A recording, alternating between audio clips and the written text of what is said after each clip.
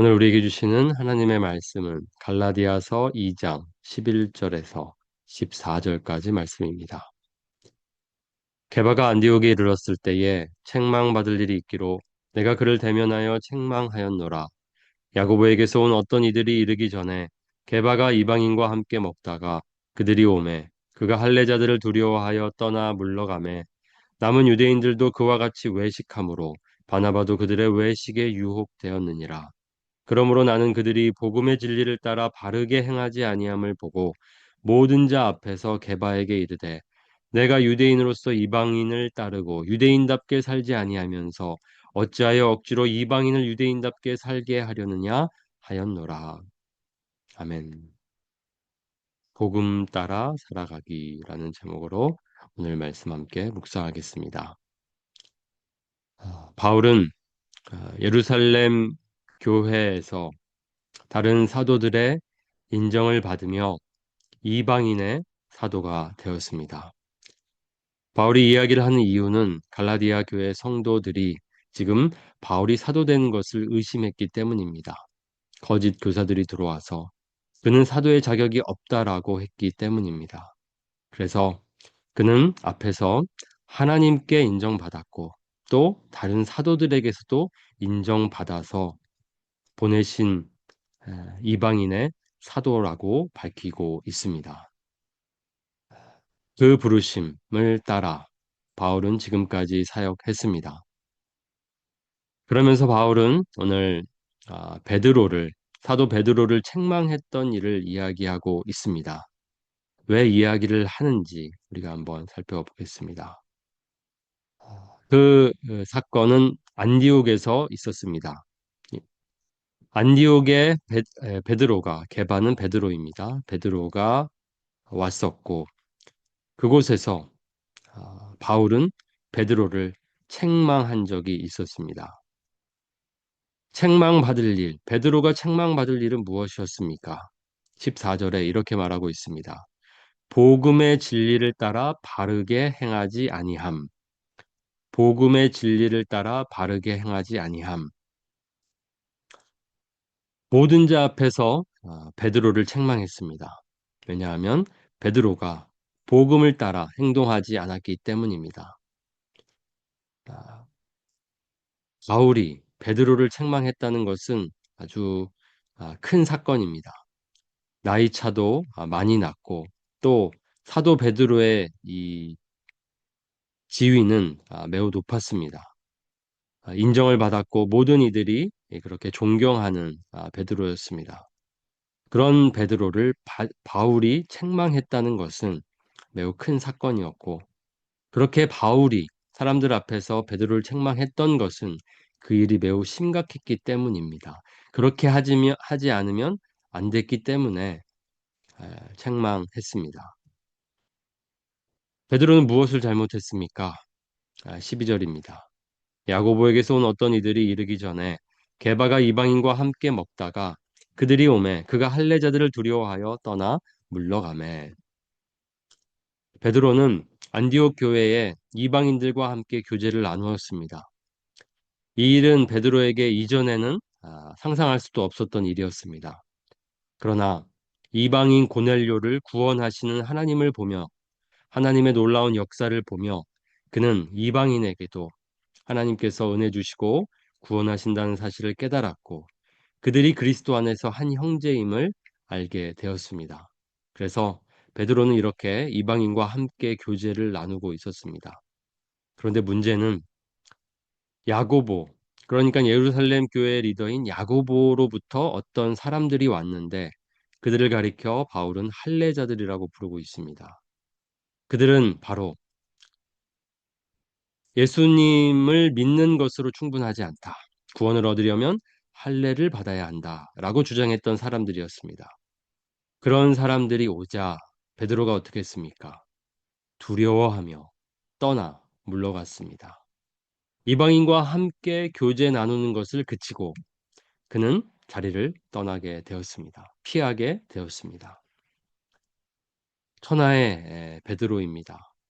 무엇이 두려웠겠습니까? 그런데 지금 두려워했습니다. 할례자들을 두려워했습니다. 이방인과 교제를 나누는 것을 책망받을까 봐 두려워했습니다. 베드로답지 않은, 변화받은 베드로답지 않은 모습이었습니다. 베드로도 이렇게 연약한 사람이었습니다. 그는 그렇게 예, 그들을 피하여서 이방인들과 함께 교제하지 않는 모습을 보여주었습니다.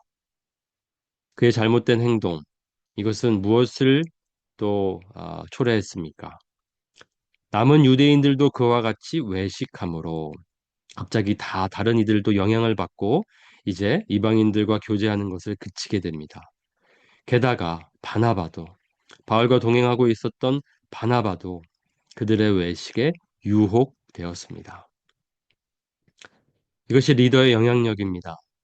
리더를 통해서 또 좋은 영향을 받기도 하지만 리더가 잘못하면 이렇게 많은 이들이 유혹을 받고 또 잘못된 행동을 하게 됩니다. 베드로는 중요한 역할을 맡고 있었던 리더였습니다. 영적인 리더였습니다. 그런데 그가 잘못된 행동을 했고 그 결과는 이렇게 다른 이들에게까지 미치게 되었습니다. 바울은 이것을 보고 참지 못했습니다. 너무나도 아, 분노했습니다. 그래서 모든 자 앞에서 따로 부르지 않았습니다. 공개적으로 베드로를 책망했습니다. 내가 유대인으로서 이방인을 따르고 유대인답게 살지 아니하면서 어찌하여 억지로 이방인을 유대인답게 살게 하려느냐. 이 말은 무슨 말입니까? 조금 어렵게 들리는 말인데요.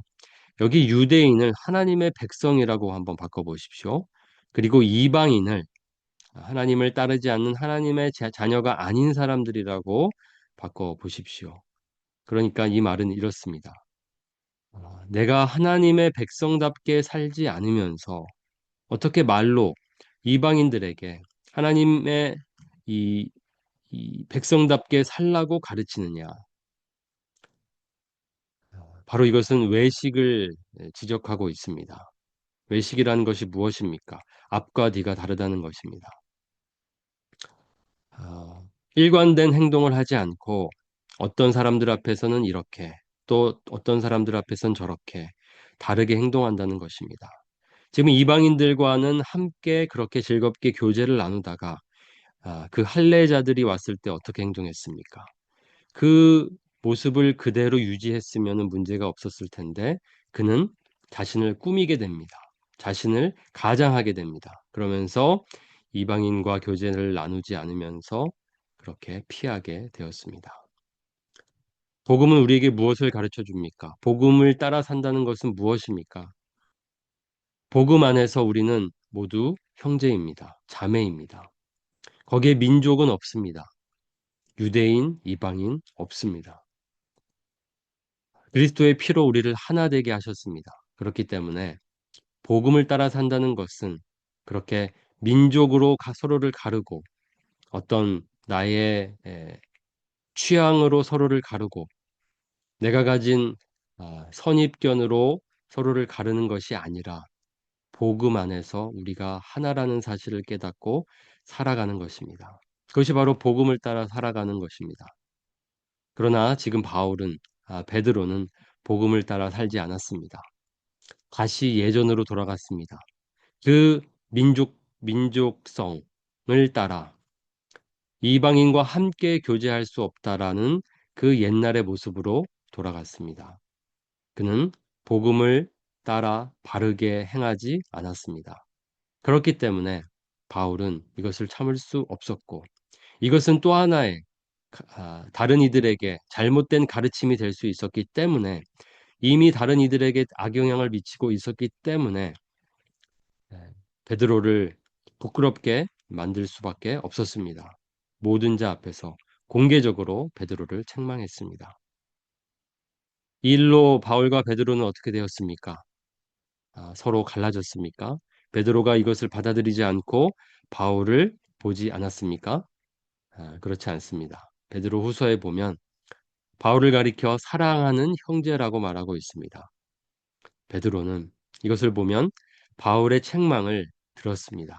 그리고 깨달았습니다. 자신의 그 부끄러움을 인정했습니다.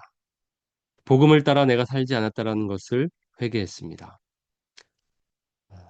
바울, 베드로, 그들은 복음을 따라 살았던 사람들이었습니다. 비록 오늘 베드로가 복음에 어긋난 행동을 했지만 그는 회개했습니다. 우리가 오늘 살아야 할 삶은 바로 이런 삶입니다. 복음을 따라 살되 혹 우리가 넘어지더라도 다시 회개하고 돌이키고 복음을 따라 살아가는 것입니다. 복음이 우리를 이끌도록 모든 이들을 차별 없이 바라보며 그리스도 안에서 우리가 한 형제와 자매임을 깨닫고 서로를 사랑하는 것입니다. 교제하기를 즐거워하는 것입니다. 그렇게 우리 서로를 바라봅시다. 어떤 우리의 생각이 다르다고 서로를 가르고 차별하지 맙시다. 그렇게 서로를 섬기며 사랑하며 한 형제와 자매로 살아갑시다. 함께 기도하시겠습니다. 복음을 따라 살아갈 수 있도록 복음이 말하는 대로 서로를 바라보고 복음이 말하는 대로 서로가 형제와 자매임을 깨닫고 한 가족으로서 받아들이고 교제하며 살아갈 수 있도록 우리의 눈을 열어달라고 복음이 우리의 삶을 이끌게 해달라고 같이 함께 기도하겠습니다. 하나님, 우리는 복음을 따라 살아야 합니다. 복음에 합당한 삶을 살아야 합니다. 복음으로 변화된 베드로도 결국 이렇게 연약한 모습을 보여주었습니다. 다시 옛날의 모습으로 돌아갔습니다. 이방인과 교제하는 것이 마땅한데, 그들을 형제와 자매로 대하는 것이 마땅한데, 그는 갑자기 할례자들이 두려워서 그 자리를 피하게 되었습니다. 복음이 그의 삶을 이끌지 못했습니다. 복음을 따라 바르게 살지 않았습니다. 그러나 베드로는 회개했습니다. 베드로의 책망을 받아들였고 그는 돌이켰습니다. 하나님, 우리가 바울처럼 베드로처럼 살기를 원합니다. 복음을 따라 살아가되 그렇게 살지 못했을 때에는 신속하게 회개하고 돌이키며 살아가기를 원합니다. 하나님, 복음으로 우리를 구원하셨고 우리는 복음으로 새로운 정체성을 받았습니다. 하나님의 자녀라는 정체성, 하나님의 백성이라는 정체성을 갖게 되었습니다. 우리가 서로를 바라보는 눈도 달라졌습니다. 남이었지만 이제 그리스도 안에서 한 형제와 자매가 되었습니다. 복음은 우리의 모든 것을 변화시켜 주었습니다. 그러나 문제는 그 복음이 우리의 삶을 이끌지 않는다는 것입니다. 다시 옛 모습으로 돌아간다는 것입니다. 우리의 생각대로 우리의 눈으로 다른 이들을 바라본다는 것입니다. 하나님, 복음이 우리의 삶에 더 깊이 뿌리 내리게 하여 주시옵소서. 복음이 새겨지고 그래서 복음으로 움직이는 삶이 될 수 있도록 도와주시옵소서. 무의식 중에도 복음이 우리의 삶으로 드러날 수 있도록 인도하여 주시옵소서. 오늘도 우리 사랑하는 교우들을 지켜주시고 돌봐 주시옵소서. 하나님의 도우심이 간절히 필요합니다. 아픈 성도들 만져주시고 연약한 성도들 일으켜주시며 오늘도 하나님이 주시는 힘으로 강건하여 하나님의 영광을 위해 살게 하여 주시옵소서. 많은 필요들이 있습니다. 막힌 길이 있습니다. 답답함이 있습니다. 하나님께서 우리를 책임져 주시고 모든 것들 공급하여 주시며 막힌 길 활짝 열어 주시옵소서. 오늘도 이 시간 주님 앞에 기도할 때에 하나님의 크신 은혜와 사랑을 부어 주시옵소서. 예수님의 이름으로 기도드립니다. 아멘.